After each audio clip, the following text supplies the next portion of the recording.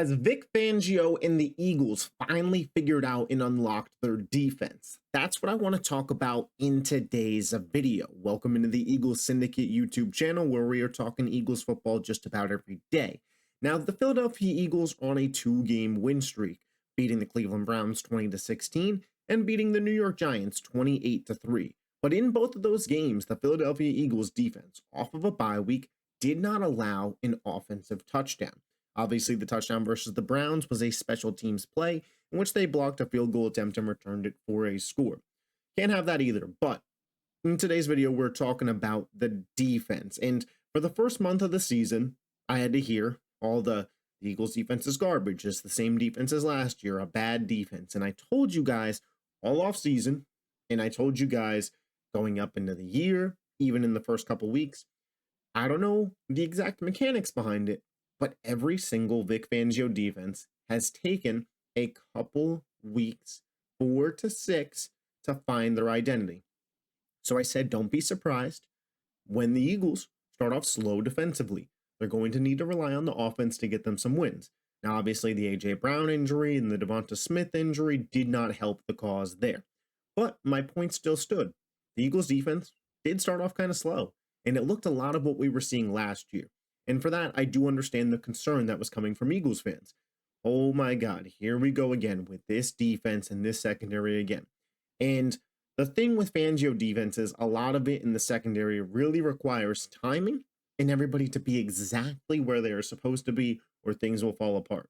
That being said, you need some in real life live game action to kind of figure out your roles as well. This team had a lot of rookies, Quinyon Mitchell, we have Cooper DeJean, we have some younger guys on the defensive line, we have some guys that, weren't playing with this team last year in Zach Bond and CJ Gardner-Johnson, and just people establishing their roles on the team personally.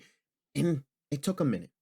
But here we are, post-bye week, and this defense looks like it's figured it out.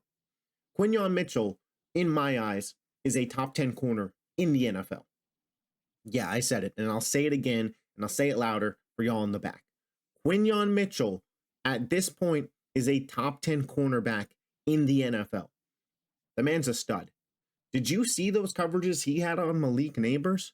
By the way, Malik Neighbors, that same guy who was torching defenses for weeks.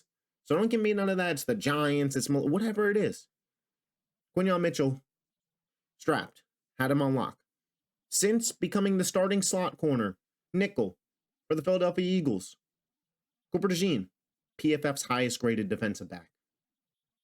That boy's producing. The two rooks are out here playing like dogs. Absolute beast. Love it from the corners there. The secondary, it's establishing itself. CJ Gardner-Johnson, who we saw get beat a couple times in the first month. I'm not, I love CJ, but truth is the truth. Last 2 weeks, haven't seen none of that. And what he brings in the run defense is still there. Darius Slay kind of feels like he might be a cornerback 1B to Quinyon, and he's excelling in that role. Versus the Giants, what do you have, like 3 or 4 pass breakups? Guy was playing fantastic football. Reed Blankenship, we all know who he is. Sidney Brown came back off the IR. It's like, whoa, this secondary, it's starting to figure some things out. In the linebacker play, us Eagles fans, we've known what the linebacker play, aside from the one TJ Edwards year, it's been pretty bad for the Eagles.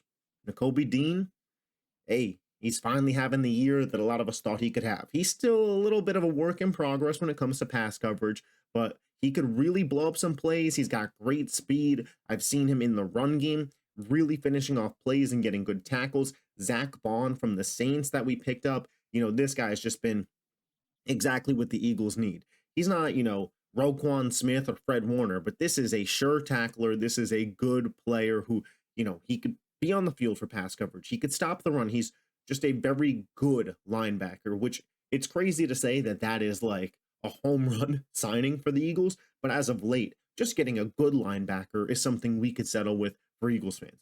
And the defensive line that for 4 weeks could not get a lick of pressure on quarterbacks. And I get it. We played Watson. We played Daniel Jones, that Giants line without Andrew Thomas. But roll with me on this stat here. Walk with me. The Philadelphia Eagles in the last 2 weeks have more sacks, 13, than points allowed, 12 from the defense, not including that special teams touchdown by the Browns. Guys, this is all we could have asked for from the defense, and I get it. It's the Browns and the Giants. Two bad teams. But the defense has utterly dominated these teams. Dominated. Haven't given up a touchdown since the Tampa Bay game. They have been a dominant unit. Whether you're talking about the secondary with Q and Coop and Slay and CJ, with the linebacker play, with Dean and Bond playing so well that the Eagles felt like they could just cut Devin White. Or the front line, with Jalen Carter imposing his will, starting to really look like that top 10 draft pick he was. Bryce Huff got a sack this past weekend.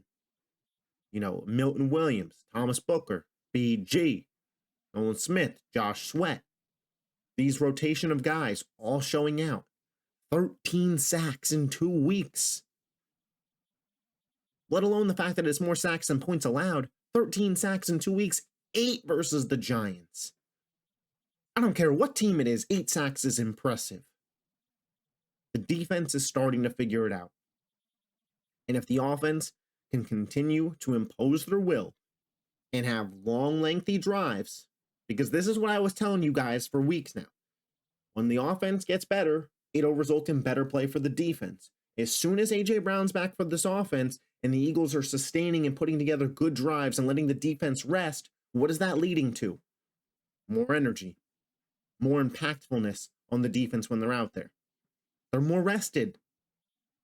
And because it's the Fangio defense, they are figuring out their roles and playing better football. It's all we could have asked for. It is all we could have asked for. And I'm really happy with where the defense is at. I'm excited to see the test versus the Bengals, who in the last 3 to 4 weeks have been a top 5 offense in the NFL, especially passing. Chase, Higgins, Burrow, Yoshavas. The secondary is about to be tested. And I hope that I'm not coming up here next week saying, maybe it was just the Giants and the Browns. I'm hoping the Eagles secondary shows out. Now, are they probably going to give up a touchdown? Probably. I mean, it's Jamar Chase, a top 5 wide receiver, T. Higgins, a top 5 number 2 wide receiver, and Joe Burrow, a top 5 quarterback. You know, you can't expect to, play the Browns and the Giants every week. But they should be able to get pressure. They should be able to stuff the run game, and they should be able to make Joe Burrow uncomfortable. Those are the things I'm looking for. But the Eagles defense, it feels like it has arrived. Let me know your thoughts on the Eagles defense in the comments section. If you love the Philadelphia Eagles, be sure you hit that subscribe button, hit the like button on this video. I'll catch you guys next time. Peace.